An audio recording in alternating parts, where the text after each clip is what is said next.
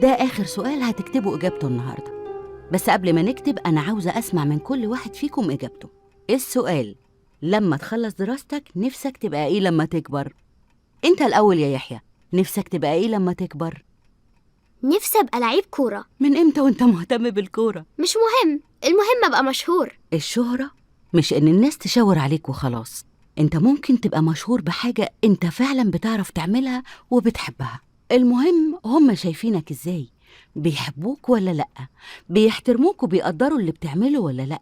خلاص هفكر في حاجة تانية. فكر وقول لنا المرة الجاية، لأن دلوقتي دور كنوز.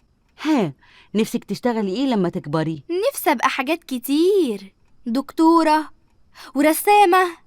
ولا أقولك استني، أنا نفسي أسافر بلاد كتير قوي، هشتغل مضيفة طيران.